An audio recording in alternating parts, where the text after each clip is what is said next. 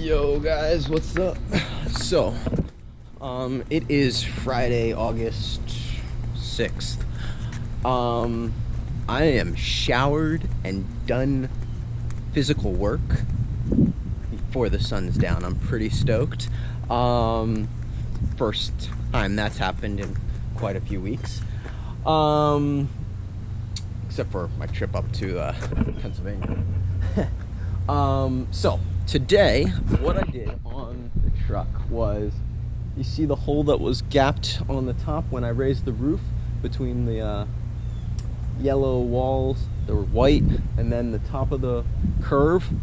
I got that all mounted and bolted in today, so pretty cool. I didn't bring the keys, of course, so that's not cool. And I'm gonna have to climb in through the back then. This is just annoying.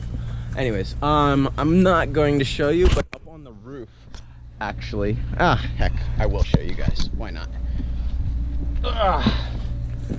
So, basically, I put the aluminum on the plywood, screwed it into all the beams and down the sides where I had it on, and then on top and then on the sides, what I'm gonna do is use Bondo and then sand it, and then I can paint. So, give me one sec.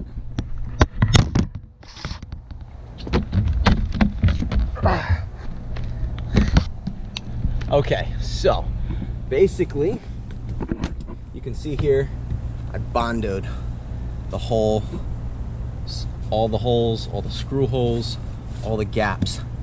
Probably need to sand it down a little bit and probably put a little bit more on as well.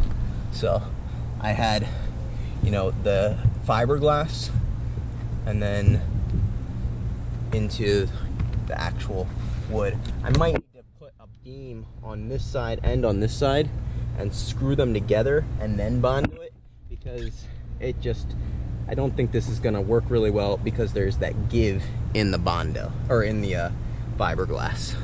So yeah, it's not the most pretty job or maybe the most smooth finish, but we're working on a budget, so you know, what can you do? So, but will it work? Yes. Will it keep the rain and water out? Yes. When it's done, it will, at least for a while. So let me get down now.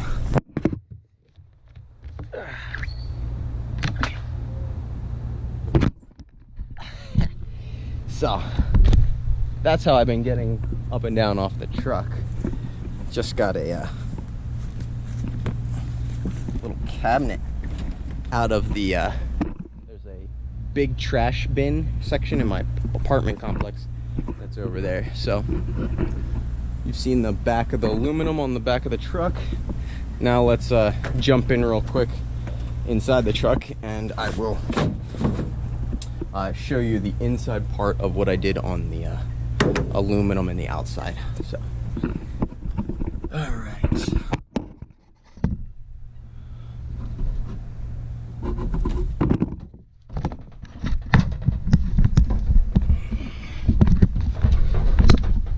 At this point, I don't have the back door on or bolted, and so even though the truck is locked in the front, it's open in the back still. So this is the front side of this.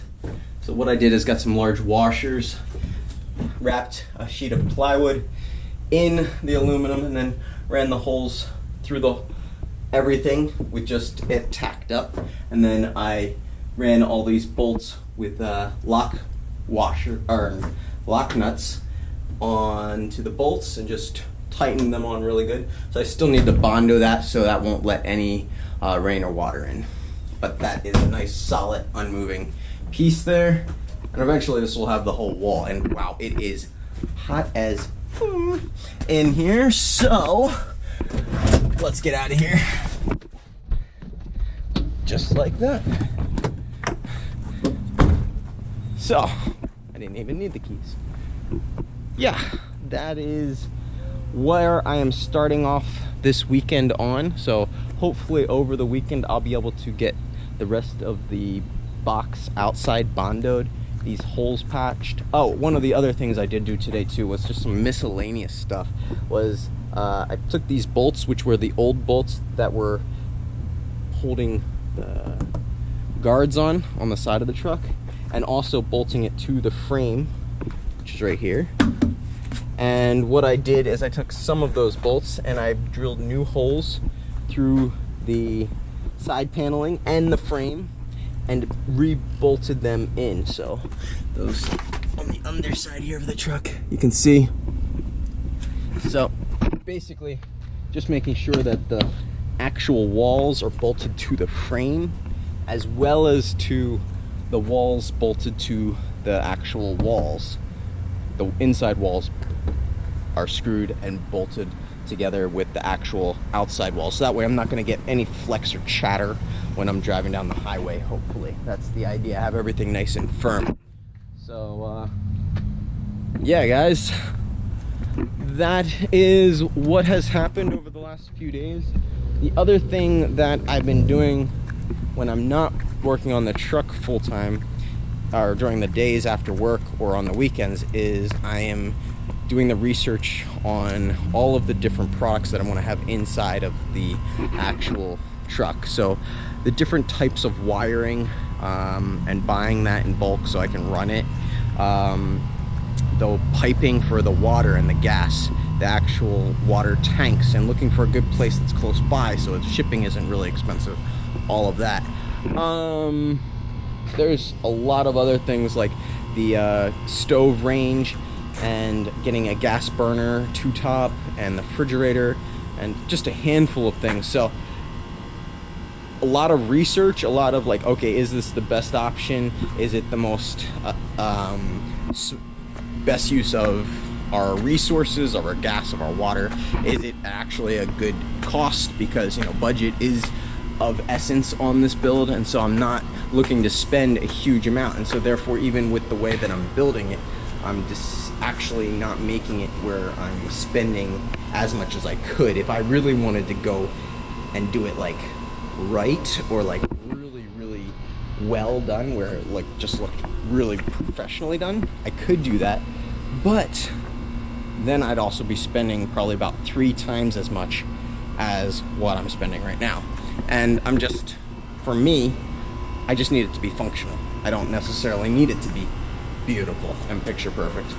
I want it to look nice, I want it to be functional, but comfort is what I'm going for on the cheapest budget possible. So anyway, guys, I am going to go finish that research and do a little bit more of those purchases, and that should finish up my Friday pretty well, and then I'll be cranking into tomorrow and Sunday, working on the truck little by little each day, and probably spending a little time with Bobby and hanging out. So guys, hope you enjoyed. If you did, consider subscribing. It really helps me be able to see like people are interested, and also commenting and sharing. I love it when you guys do that. If you have any questions, send them to me. I'd love to be able to help you guys or give you some of the techniques. As I'm going to be getting the solar in, that should be shipping. I got an email today that's saying that the shipment should be going out on Monday. So he has everything built up. He just had to put it on the pallet and the crate to send it down to me because it's all the way up in Pennsylvania. So when that gets here, I'll be showing you how I'm going to be setting that all up, as well as how everything works, as well as eventually I'll show you guys all the costs and so forth, and I can even give you the guy's name and company where I got everything, because he really had a lot of information. He was incredibly helpful and was able to like sit down, talk with him, and explain what it was I wanted to use in the actual truck, all of the different appliances, all of the different charging, everything. And then he was able to tell me, okay, these things usually cost this much energy, these things will usually draw this much, how much time are you going to be using it. Went all through that. He asked all the right questions, and then he basically just said, okay, if you want to do that, you can, but you're going to need this much solar and this much batteries, or this many batteries. And then I was like, whoa, that would be incredibly expensive. So I decided to go with gas for the fire and eventually what will be the oven. I am going to go for a 12-volt refrigerator. I am going to have to get a generator if I want to run an air conditioner, and just a lot of these other things. So I'm going to be able to run a good bit off of my solar, but there was other things that were just going to be smarter or more cost effective to run off of either a generator or wood burning stove, for example, for heat, and so different things. And then as I'm going through the water ideas, you know, I'm figuring out what I've seen other, you know, van lifers and using as far as their water tanks on their trucks and how much water they're actually using. And what I want to do is actually, I would like to use a little bit more. I want to be a little more generous. I'd like to have it for a little bit longer, so I don't have to fill up as long either. So I've been going from between 80 to 100 gallons of fresh water on my truck, also on the inside, because I don't want it to be able to freeze or have the ability of freezing. I want it to be inside the insulation, so even when I'm in the cold north with lots of snow, I'll be able to have a little wood burning stove in there that will be you know, keeping the inside of my truck warm, not only for my 2 cats, but also for all of the water. And so I'll be able to really just have a really nice convenience, as well as maintaining the temperature for the lithium batteries that I'm getting, or lithium battery that I'm getting, because that also functions depending on temperature. So you can't have it, or you shouldn't have it out in the super freezing cold for any length of time. It's just not what is good for the battery, especially for its length of life, for the amount of energy that it puts out and frequency and everything. It's just best to have that in a more regulated temperature, and the inside of the truck will be that.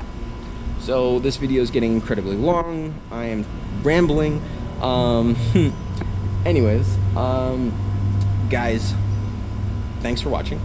And if you had any questions or have any questions, let me know, and I will talk to you guys later.